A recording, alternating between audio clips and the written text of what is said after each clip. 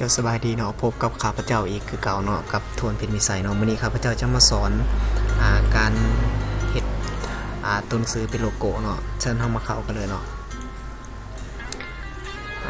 เข้าไปที่ไฟล์แล้วเลือก New หรือว่า Ctrl N เนาะตั้งค่าตามนี้เลยเนาะแล้วก็ใส่สื่อยังก็ได้เนาะกดโอเคไปเลยแล้วจะได้ตัวนี้เราจะเปลี่ยนภาพพื้นหลังนี่ให้เป็นสีดำเนาะโดยการใส่เครื่องมือนี่เนาะทาไปเลยแล้วจะมาเข้าเครื่องมือไทยแล้วเลือกเพื่อเราจะเขียนตัวหนังสือเนาะเลือกฟอนต์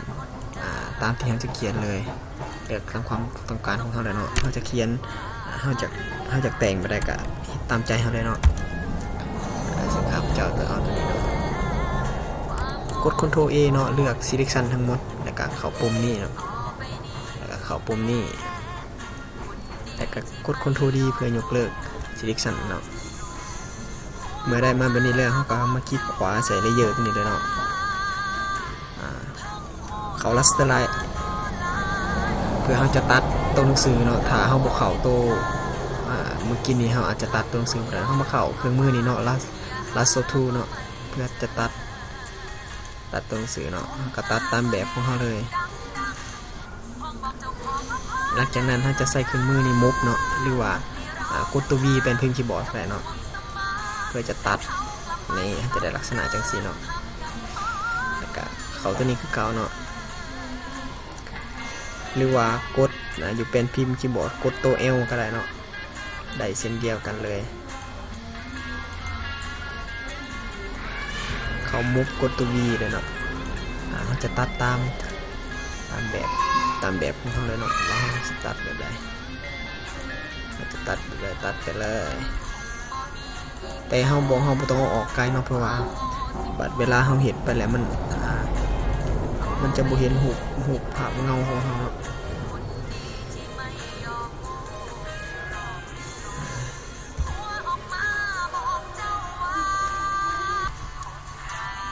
โอเคเนาะเราจะตัดเป็นสำเร็จเนาะ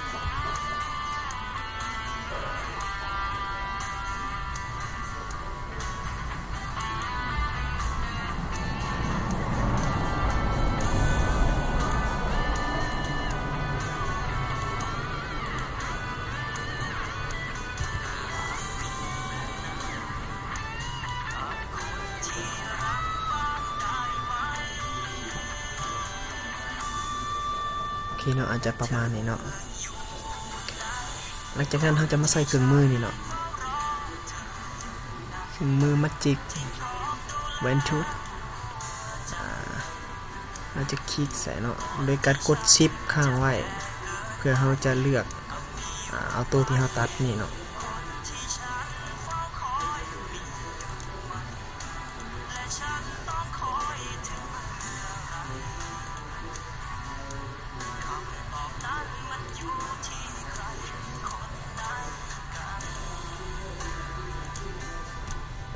จากได้แบบนี้แล้วเราจะคลิกเมาส์บนขวาใส่นี่เนาะแล้วเราจะเข้ามาที่เลเยอร์เวียก๊อปปี้เนาะแล้วมันจะมีเลเยอร์อยู่นี่เพิ่มขึ้นมาอีกเลเยอร์หนึ่งเนาะหลังจากนั้น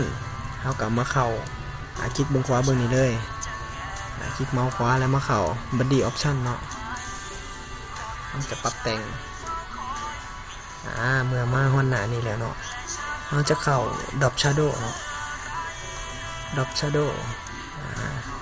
เราจะแต่งตามความต้องการของเราเลยตัวนี้ Opacity เนาะแต่งตามความต้องการของเราเลย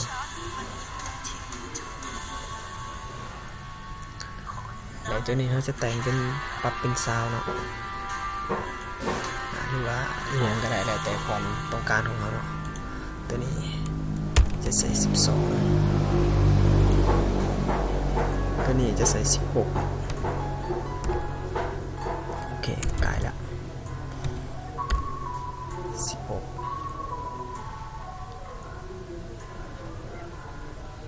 โอเคเนาะแล้วก็มาเข้า Afterglow เราจะเปลี่ยนจากสกีนี้เป็น normal เนาะแต่ตัวนี้ปรับ opacity ปรับลอยไปเลยตัวนี้เราจะเปลี่ยนสีขาวให้เป็นสีดำเนาะขอโทษเนาะเขาผิดบอลจะมาเขาให้เป็นสีดำเนาะโอเคไปเลยแล้วเราจะมาปรับตัวนี้เนาะตัวนี้เราจะให้เป็น36ไปเลยแต่ตัวนี้เราจะใส่18เนาะโอเคกดโอเคไปเลย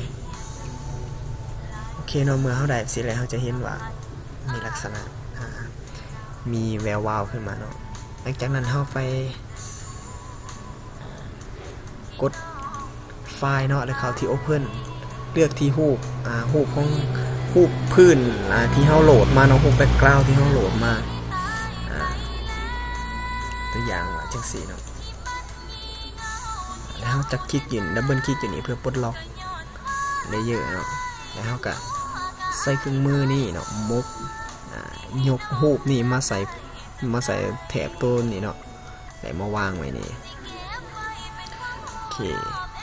เราจะขยายรูปเนาะด้วยการกดCtrl T เนาะเพื่อเราจะได้ปรับอัตราส่วนของรูป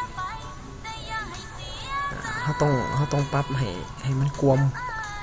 มตัวอักษรของเราเนาะกวมตัวอักษรที่เราตัด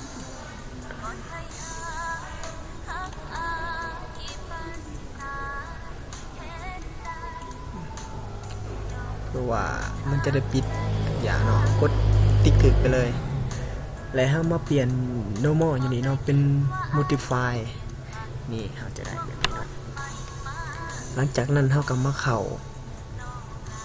ตัวนี้อีกไฟล์อีกทีนึงเนาะเข้า Open เลือกสากลังที่เราจะใส่เนาะ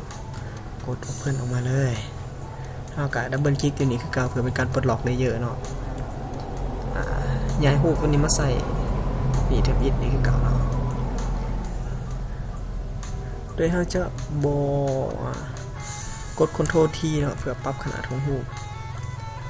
เราจะใส่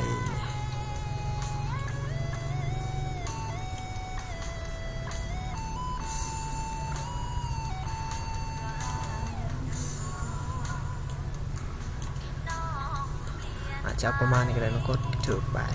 แล้วมาเปลี่ยน normal อย่างนี้เนาะเป็นสกรีนหลังจากนั้นเราดึงเลเยอร์ตัวนี้ให้ลงมาอยู่ใต้หลุมเลเยอร์ที่2เพื่อให้ตัวหนังสือของเรานี่มันพ้นเด่นขึ้นมาเนาะนี่คืออย่างที่เห็นแต่บอกรูปสากลังเรามันใหญ่เราต้องปรับCtrl Tปรับขนาดรูปลงเนาะบ่ให้รูปเราใหญ่เกินไป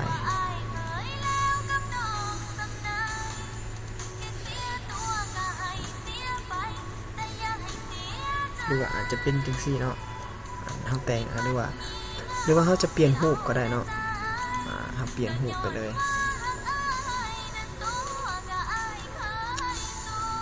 เราจะได้ออกมาเป็นซี่เนาะ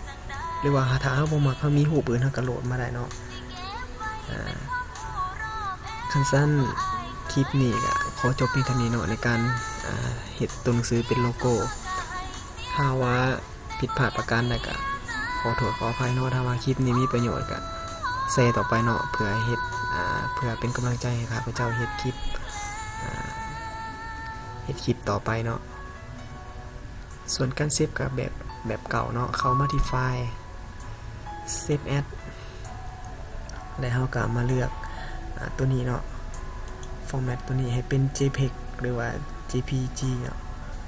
คลิกไปเลยแล้วก็ใส่สื่อตามที่เราต้องการกดเซฟไปเลยเราก็จะได้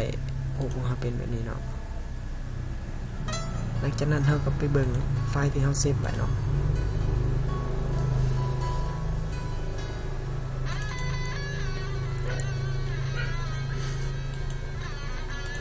ไฟล์ที่เราเซฟไว้นี่เนาะอาจจะได้เป็นแบบนี้เนาะหน้าตาโอเคบ๊ายบายขอจบคลิปเพียงเท่านี้